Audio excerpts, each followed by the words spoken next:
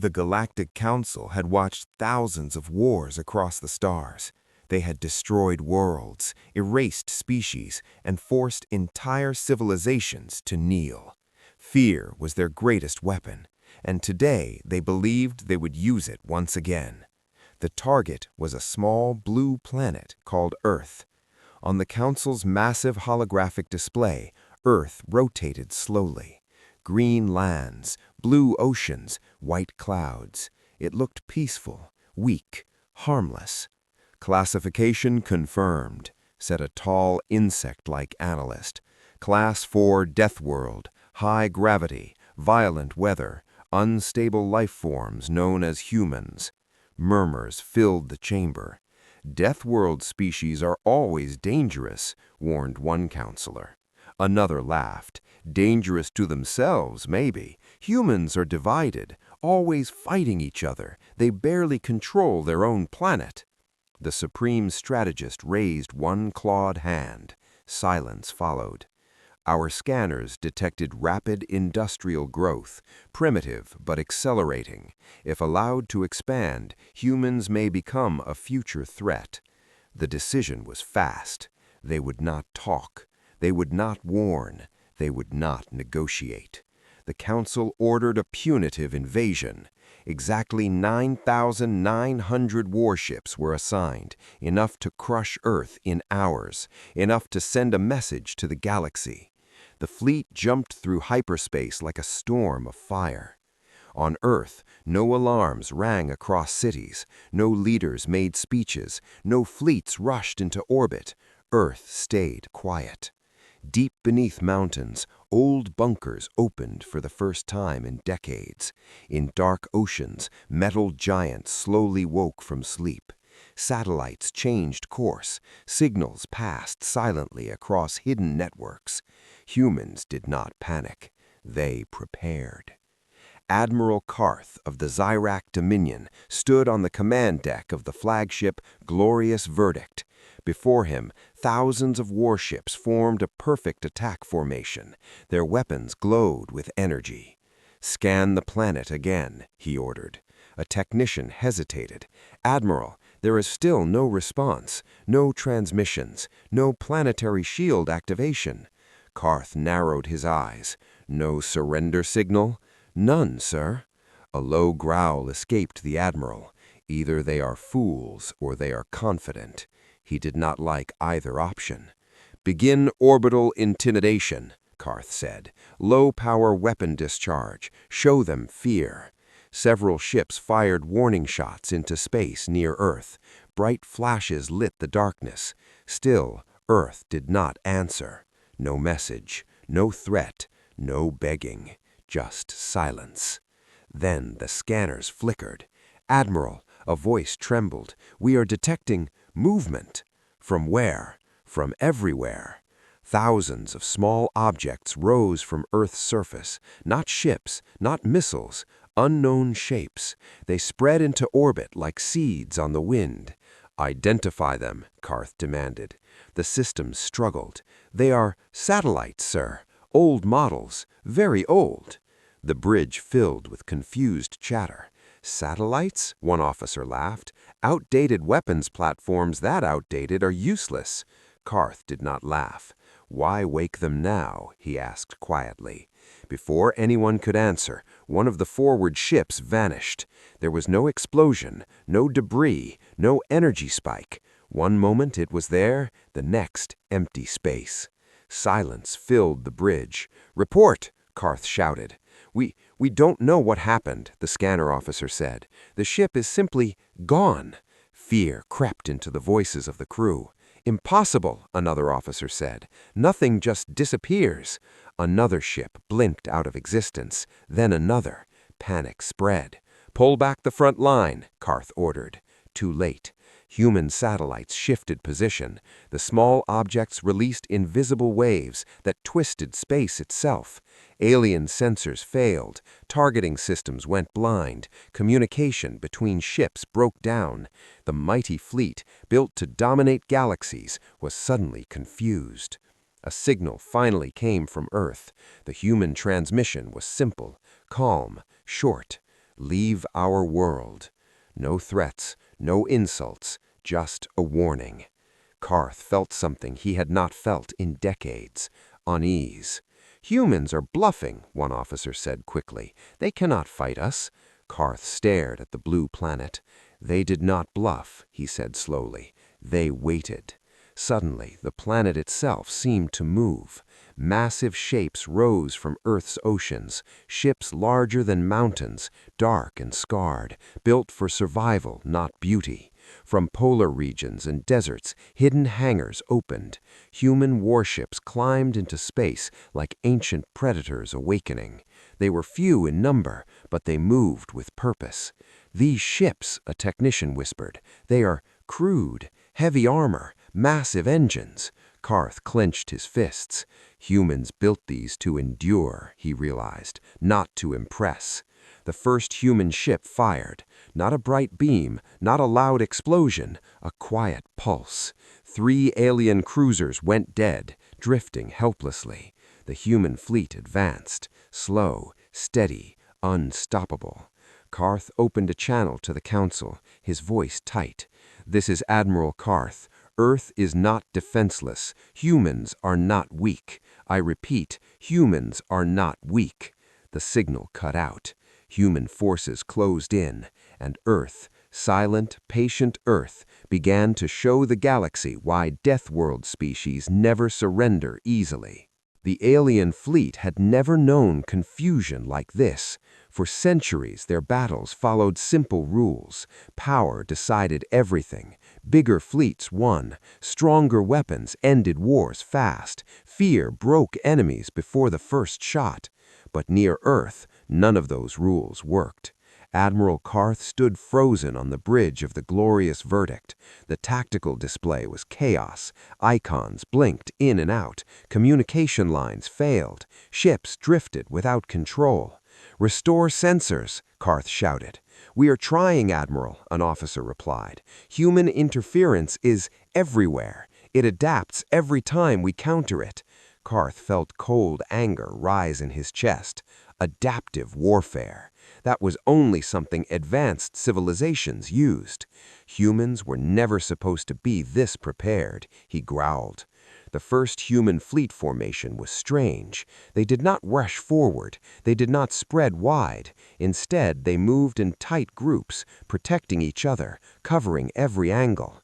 Old scars marked their ships. Some hulls were patched. Some designs looked decades apart, as if built in different eras and upgraded again and again. "They reuse their ships," a sensor officer said. "Constant upgrades. They do not discard old weapons." Karth did not understand immediately. They learn from every war. Before he could speak again, alarms screamed. "Missile launch detected." Thousands of alien defense systems locked on instantly. "Intercept," Karth ordered calmly. But the missiles did not behave like normal weapons. They split, then split again, then changed direction mid-flight. Alien interceptors missed. The missiles passed through shield gaps that should not exist. Instead of exploding, they attached themselves to hulls. "Why are they not detonating?" an officer shouted. A moment later, the answer came. The missiles released a silent wave that crawled across alien ships. Like a sickness, power systems shut down. Engines died. Weapons went dark. Entire squadrons became drifting metal corpses. "They are disabling us," Karth whispered. That was worse. On Earth, deep inside a mountain command center, human commanders watched quietly. General Elias Moore stood with his hands behind his back. His face was calm, but his eyes were sharp.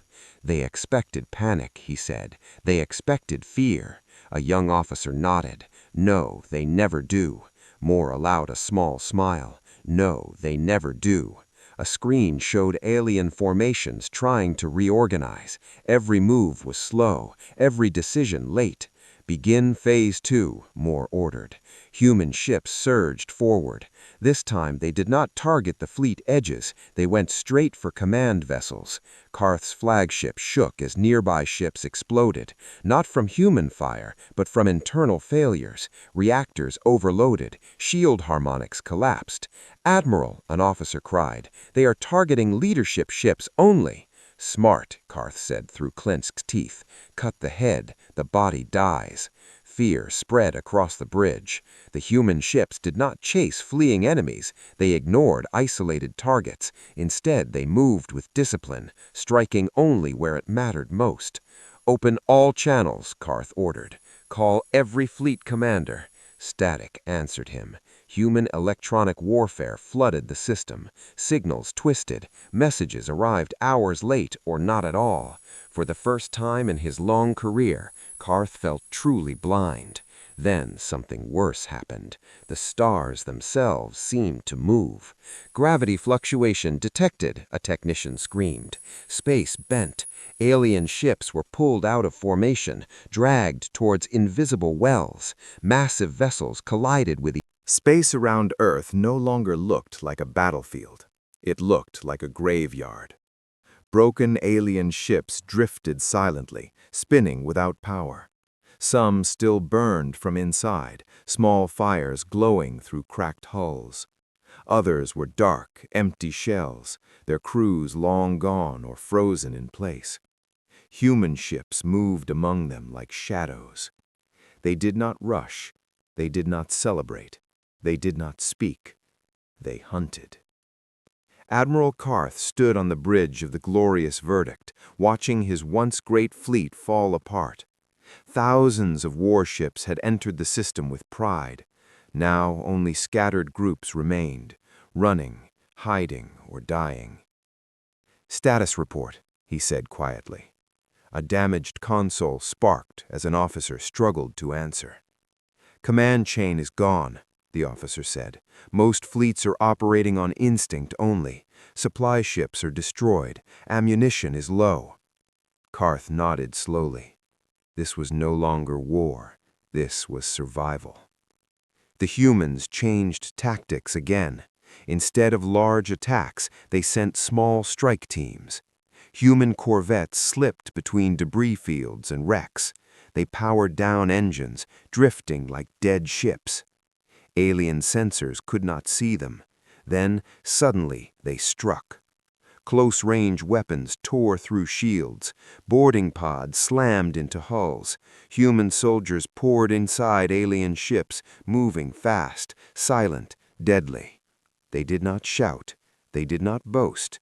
They completed objectives and left the ship. Alien crews never understood what hit them. On one cruiser, Captain Vrel watched human soldiers breach his command deck. Their armor was scratched, their weapons were simple, their eyes were focused. Vrel raised his claws in surrender. The humans stopped. One human stepped forward and spoke calmly. "Power down weapons. Sit. Stay alive." Vrel obeyed. The humans disabled systems, took data cores, and left the ship drifting. They could have destroyed it.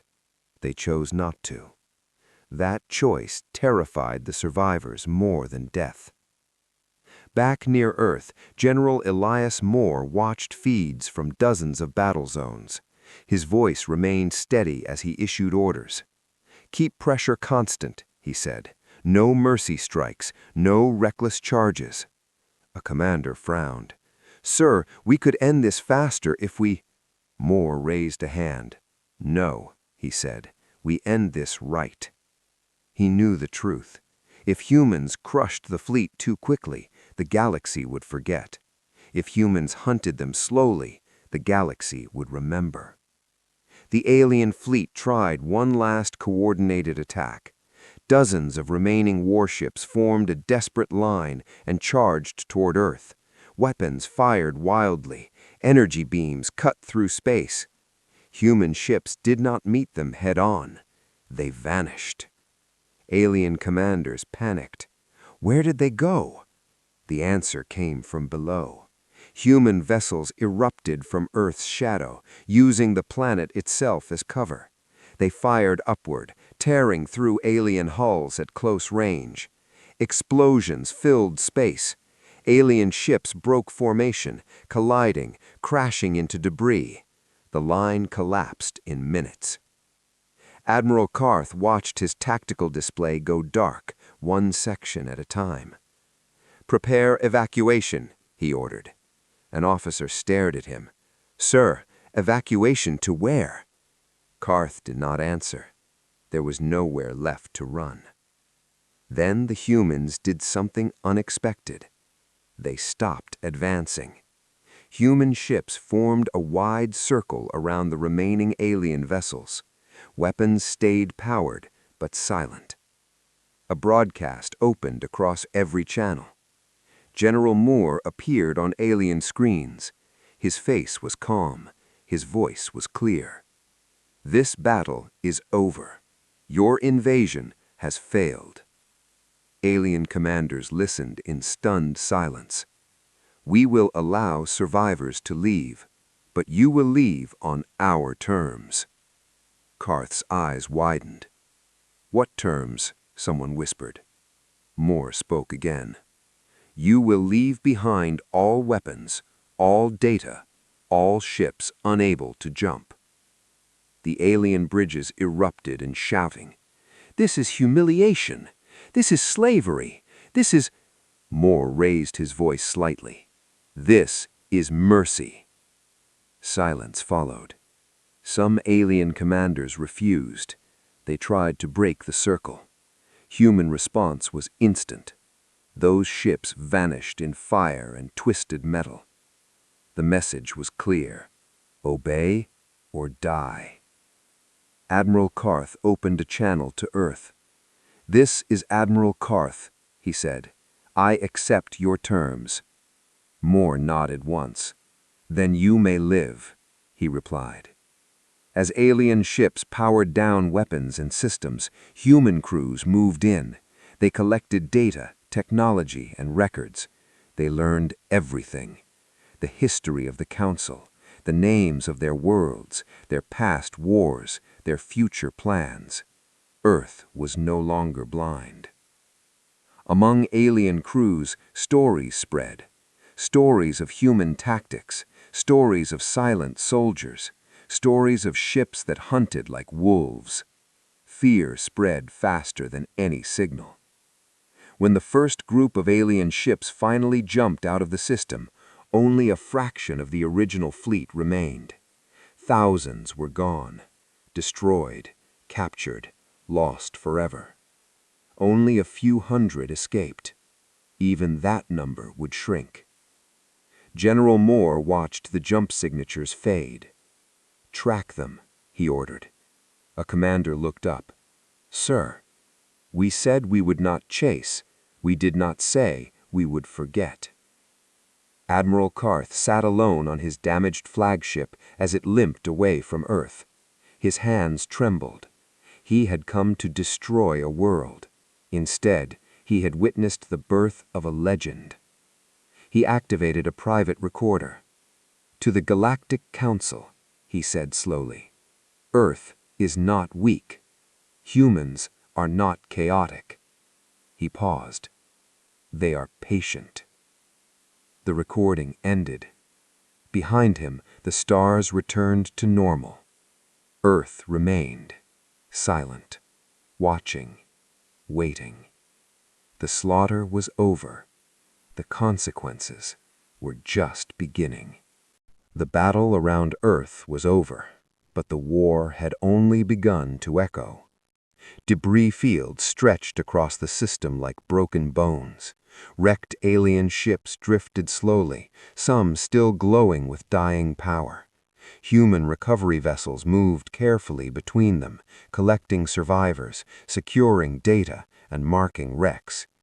No cheers came from human ships, no celebration, only work. Humans treated victory like a responsibility, not a reward. On Earth, cities continued their daily life. People walked streets, children went to school, and the planet turned as it always had. Most humans would never see the battle above their sky. They did not need to. Earth had endured worse threats before. In the void beyond the system, Admiral Karth's damaged flagship jumped through hyperspace. Each jump strained the broken engines. Each jump killed another system. The crew was silent. They did not speak of victory. They spoke of survival. "How many ships remain?" an officer finally asked. Karth did not look up from the stars. "Too many," he said, "and yet far too few." When the first alien ships reached Council space, emergency alarms filled the great halls.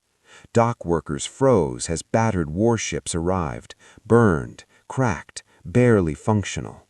These were not victorious fleets. These were ghosts. Council analysts rushed forward. "What happened at Earth?" one demanded. The survivors did not answer first. They only stared. Inside the Grand Council chamber, the surviving commanders stood before the rulers of the galaxy. Their armor was damaged, their eyes were hollow. The supreme strategist leaned forward. "Report," he commanded. Admiral Karth stepped forward. His voice was steady, but quiet. "We underestimated them," he said. Laughter rippled through the chamber. "Impossible," a counselor snapped. "They are a divided species." Karth raised his head. "So were we," he replied. The laughter died. "They did not fight like conquerors," he continued. "They fought like survivors. Every tactic, every weapon, every move was planned long before we arrived." A projection appeared in the chamber. Battle recordings captured before systems failed. Alien ships vanished, fleets collapsed, human ships advanced without fear. The first ship arrived without warning. Its hull was burned black. One engine was gone. Half its weapons were missing. It drifted into Council space like a dying animal. Dock crews rushed forward, expecting emergency signals. There were none. The ship docked in silence. Then the hatch opened. Only 12 survivors stepped out of a crew of 800. They did not speak. They did not look around. They simply stood there, shaking. That was when the Galactic Council realized something was very wrong. Within hours, more ships arrived. One, then another, then 3 more. Each was worse than the last.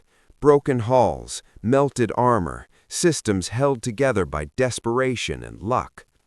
By the end of the cycle, the count was complete. 17 ships. That was all. No reinforcements, no victory fleet, no triumphant return. Only 17 survivors of an armada that once darkened the stars. The council chamber filled in silence. No one celebrated. No one argued. They stared at the central display where a single number burned like a wound. Loss rate, 99.8%. One counselor finally spoke. "Confirm the data." An analyst swallowed and nodded. "We have confirmed it 7 times. There are no other signals, no hidden fleets, no delayed jump signatures." Another counselor leaned back slowly. "They're gone," he whispered. Admiral Karth entered the chamber alone. No escort, no armor, no weapons. He looked older than he should have. "You may speak," the supreme strategist said. Karth did not bow. "We attacked Earth, and Earth broke us." Some counselors reacted with anger. "That is impossible. They are divided. They are primitive." Karth raised his head. "They are survivors." The room fell silent. Karth activated a projection. The battle replayed in fragments. Alien fleets advancing, human ships waiting, space bending, ships vanishing. Then silence. "They never chased us blindly," Karth said. "They watched, they learned, then they removed our choices." Another projection appeared, human ships cutting off retreat routes.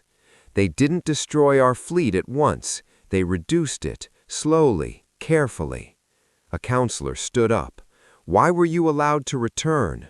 Karth looked directly at him. So you would believe us. The truth spread anyway. The council tried to lock the information. It failed. Dock workers talked. Engineers leaked data. Survivors whispered stories in bars and stations. The story changed every time it was told, but one detail never did. Only 17 ships came back. Across the galaxy, reactions were immediate. A mining guild canceled operations near Earth's sector. A mercenary empire dissolved overnight. 2 border wars ended without treaties. Both sides simply stopped fighting. Fear had become universal. Military academies erased invasion simulations involving Earth. Instead, they added a warning slide. Case study, humanity. Result, total failure. Cadets were told one thing: never assume a species that survived its own world is weak. The surviving alien crews were interrogated separately. Their stories matched too well. Human ships appeared from nowhere, weapons disabled instead of destroyed, commanders targeted first. One survivor repeated the same sentence again and again. They were not angry. That sentence scared the interrogators more than screams. On Earth, leaders watched the galaxy react. No celebrations, no speeches. General Elias Moore stood in a quiet room reviewing long-range scans. "They're pulling back," an officer said. "All of them." Moore nodded. "They understand now." Another officer hesitated. "What if they don't? What if this only delays the next war?" Moore answered calmly. "Then the next lesson will be shorter." Human industry changed quietly. Defense budgets increased without announcements. Shipyards expanded underground and under oceans. Humanity did not seek revenge. They prepared. Admiral Karth was summoned again. The council gave him a new task. "You will travel," the supreme strategist said. Karth laughed bitterly. "They won't believe me." "They will," the strategist replied, "when they see you." Karth visited dozens of systems. Everywhere the reaction was the same. Disbelief, mockery, fear, until he showed recordings, until he named the number, 17. Then the rooms fell silent. On one world, a ruler asked him directly, "Could we defeat them with twice the fleet?" Karth did not hesitate. "No." 3 times? No. What if the entire council attacked together? Karth leaned forward. Then none of us would come back. The idea of Earth as a target died slowly, replaced by something worse. Earth as an unknown. Earth as a line no one dared cross. Years later, a council historian would write, "The humans did not win by power alone. They won by patience, memory, and control. They showed us that survival is a weapon." One by one, the 17 ships were decommissioned, not repaired, not reused. They were sealed. Memorials. No one wanted to step inside them again. Admiral Karth stood before his old ship one final time. A young cadet asked him, "Sir, what was Earth like?" Karth thought a long moment. "Quiet," he said. "Too quiet." The cadet frowned. "That doesn't sound dangerous." Karth met his eyes. "That's what we thought." Far away, Earth transmitted nothing. No threats, no warnings, just silence. And the galaxy feared that silence more than war. Because silence meant humans were watching, learning, waiting. Out of 9,900 ships, only 17 returned. And those 17 carried a message the galaxy would never forget. Do not test Earth. The galaxy did not return to normal. It slowed. Trade lanes stayed open, but fleets traveled carefully. Border patrols doubled. Exploration missions stopped near certain regions of space. One system was marked differently from all others. Sol system, observe only. No attacks, no probes, no warnings, just a rule everyone followed. Years passed. Earth did not expand. Human fleets did not invade. No colonies were claimed beyond their reach. That confused the galaxy more than the war itself, because powerful species always took more. Humans did not. On Earth, life continued. Cities grew. Technology advanced. Children learned history in schools. But one lesson was taught quietly. We survived because we stood together.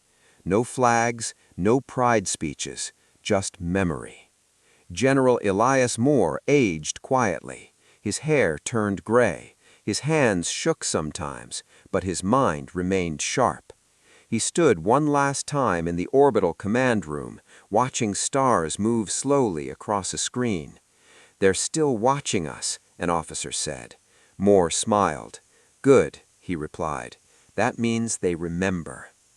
In council space, fear changed leadership. Old war-minded rulers were removed. New leaders rose, careful ones. The first law passed after the Earth War was simple: no invasion without absolute necessity. The second law was quieter: never provoke humanity. Admiral Karth was called back to the council one final time. He walked slower now, but his eyes were clear. "We need closure," the Supreme Strategist said. "Something final." Karth already knew what they meant. "A message," he said. The strategist nodded. "To Earth." The council debated for weeks. Some wanted apology, some wanted silence, some wanted lies. In the end, fear chose honesty. A single message was prepared. No demands, no threats, no excuses. The transmission reached Earth without interference. Moore listened alone. The message played. "This is the Galactic Council. We acknowledge our failure. We acknowledge your strength. We will not approach your system again." The voice paused. "We ask only one thing. Will humanity leave its world one day?" Moore did not answer immediately. He requested time. Earth's leaders met in silence. "What do we tell them?" one asked. Moore spoke calmly. "We tell them the truth." Days later, Earth replied. The signal was sent across every known channel, not just to the Council. It was not long. It was not loud. It was human. "This is Earth. We did not ask for war. We did not want conquest. We fought because we had to. We will not chase you. We will not rule you. But if you come for us again, we will